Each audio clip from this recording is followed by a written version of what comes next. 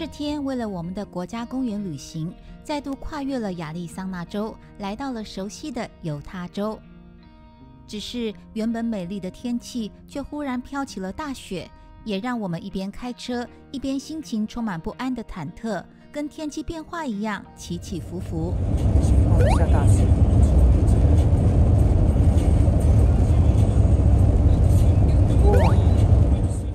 万万没想到，一路越接近布莱斯峡谷国家公园，雪却越下越大，路边积雪也越堆越高。但看到前方的车辆跟我们往同样的方向，顿时觉得我们并不孤单，也决定依照原本的计划前往布莱斯峡谷国家公园。这也是我们国家公园之行的第6站。前往游客中心打卡完成后，因为下雪，这天园区只开放3个观景点，我们便赶紧出发前往第1站。到布莱斯国家公园啦！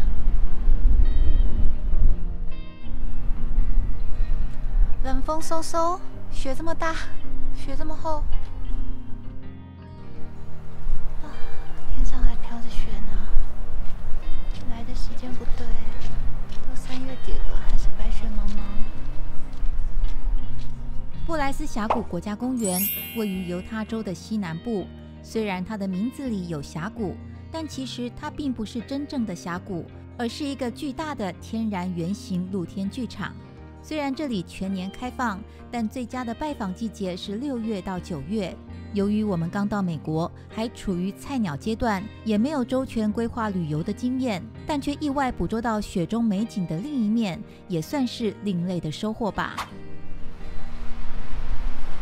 我人生第一次看到冰柱，竟然可以结成冰棒。那边像是针状一样，这边就是雪融化垂下来，结果又瞬间结成冰，所以才会形成像冰柱一样。这里竟然有人插一根冰柱在这里，看我拔出时钟剑，哈！太好笑了，这个，很尖哎，我真的摸到了，太开心了，哇，好大只哦！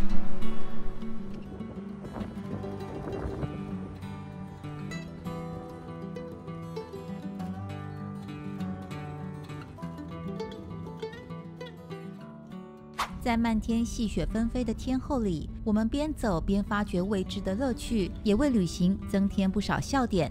接着，我们来到位于海拔8100英尺的第2个观景点 Inspiration Point， 希望真的可以为我们带来灵感。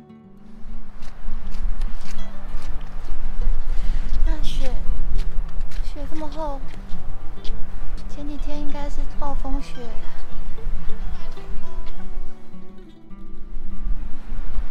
这里会比刚刚更高一点了。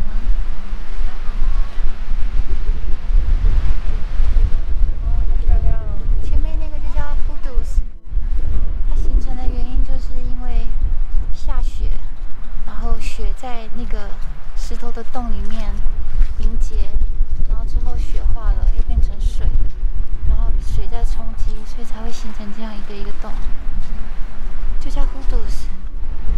也有人说很像成千上万的兵马俑站在这里。这个灵感点的步道已经被厚厚的积雪所覆盖，让人想往前走，却又望之却步。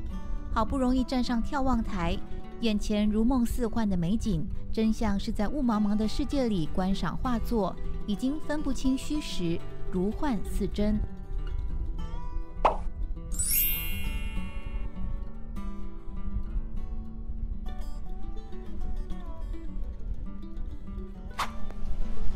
嘿，乌鸦先生 ，Hello。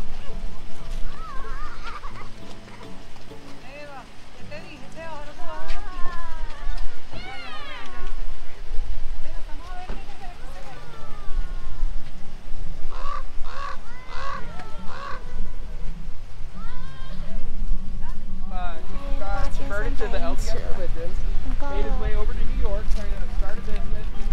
你看旁边的雪这么高，会不会有3、4层楼高吧？你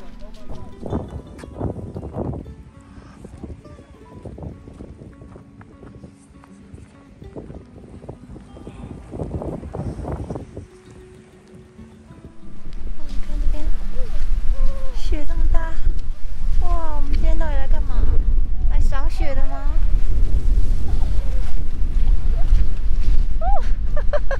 你的头发都白了，像老人一样；你的衣服也白了，跟老人一样。你看你的衣服，好好笑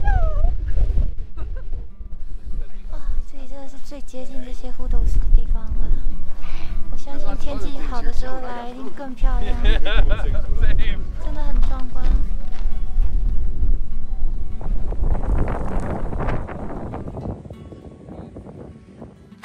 在回程的路上，沿途还是有非常多的 hoodoos 可以欣赏，而且颜色红艳鲜明，非常漂亮。连绵的红色岩柱覆盖着薄薄的白雪，像军队一样耸立在道路两旁，非常有特色。只是好景不长，持续不断的下雪攻势，导致夜晚开在四周没有灯且视线不佳的高速公路上，能见度几乎微乎其微。所以提醒大家，还是要慎选季节出游。下雪天最好不要晚上开车，握紧方向盘并保持冷静，才不会像我一样开车吓出一身冷汗。而在2个月后的初春，我们决定二访布莱斯峡谷国家公园。我们上次残念没有走到的步道，今天完整呈现出来了。上次厚厚的一层雪，连雷声锤都搞不清楚。今天超明显的，我们上次来只看得到雷声锤的上面，然后找不到雷声锤在哪里。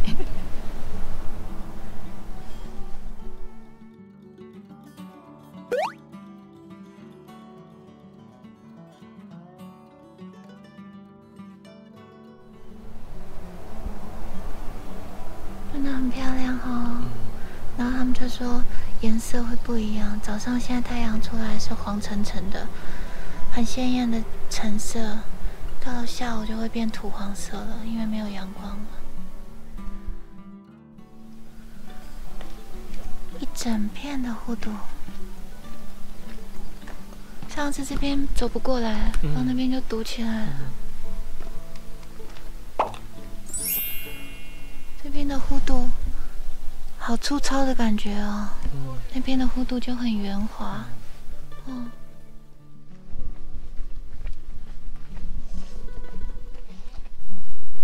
这边就是 Namaho Loop， 它是一个环状步道，然后你可以选择顺时针或逆时针，但是因为今天那个 Wall Street 那一边还在整修，所以我们只能走单向。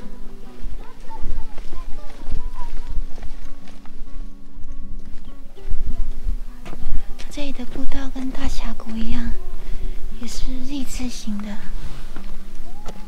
一圈一圈下去。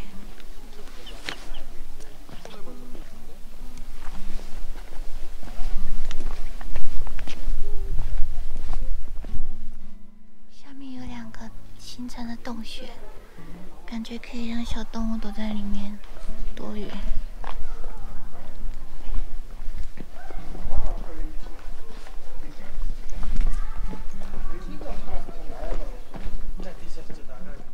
Namaho Loop Trail 总长约 1.3 英里，是布莱斯峡谷国家公园里面最有人气的步道之一。这个陡峭的立字形弯路，无论是向下俯视或是往上仰望，都会被这围绕于岩柱之间的氛围深深所吸引。走累了，不妨停下脚步，看看这鬼斧神工的美丽奇景，一定会让你流连忘返。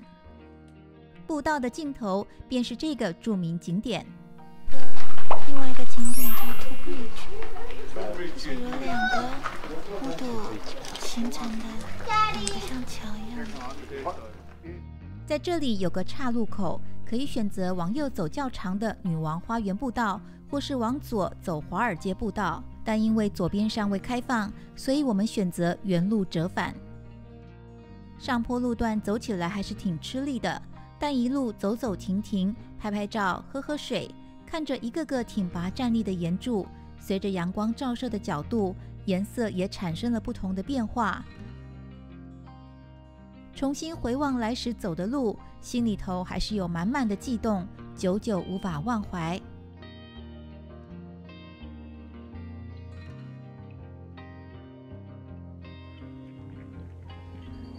你看有小只的弧度，像是兵马俑一样。这是回程的，阳光的位置换了，角度不一样，光线又不一样。接着我们来到园内的制高点 Bryce Point， 从停车场一路走过来，尽是赞叹的惊呼声此起彼落。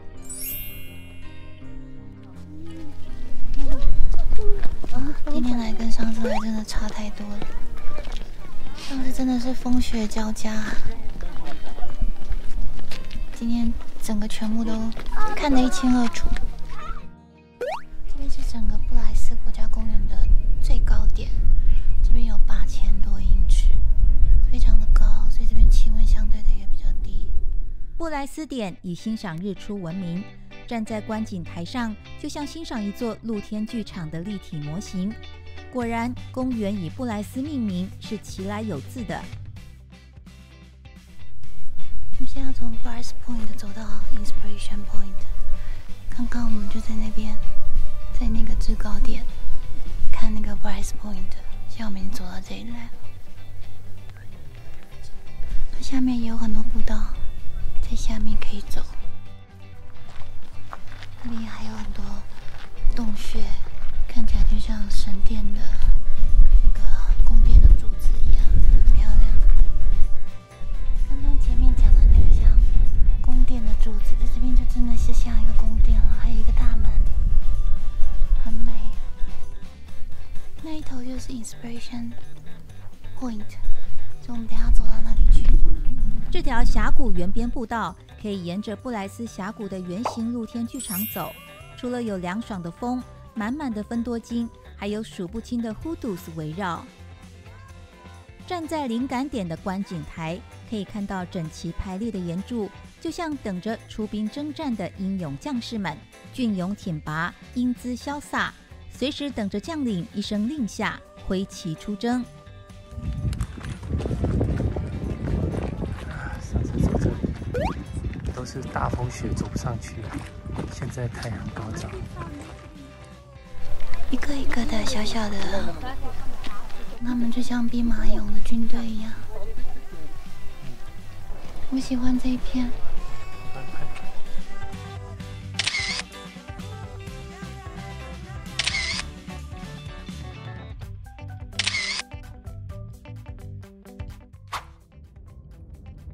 接着我们要到园内的另外一侧，沿着63号公路往上走，一路海拔越来越高。首先到达的是8627英尺，公园内著名的美丽景观之一 Nature Bridge。这座红色石灰岩石墙持续受到雨和雪的侵蚀，导致岩块碎裂，最终也会变成弧岩柱。最后我们来到海拔最高的地方 Rainbow Point 彩虹点，这里的海拔高度有9115英尺。现在已经快要6月了，还有这么多残雪。今天是5月最后的一天，5月29，还是这么多残雪在这边。你可以看到整个犹他州的地貌，非常的一览无遗。Rainbow Point 是 Bryce Canyon 国家公园最北的一个点，最远的一个点。我觉得这边景观还好，没有很壮丽，稀稀疏疏的。其实回程的路上会经过另一个犹他州有名的景点红峡谷，在这里可以欣赏布莱斯峡谷特有的常年被自然风雨冲刷侵蚀而成的红色岩层，不容错过。时间充裕的话，建议不妨下车驻足浏览一番。也不知道从什么时候开始，现在看到亚利桑那的州界牌，不知不觉就会有一种回家的安心感。Welcome to Arizona.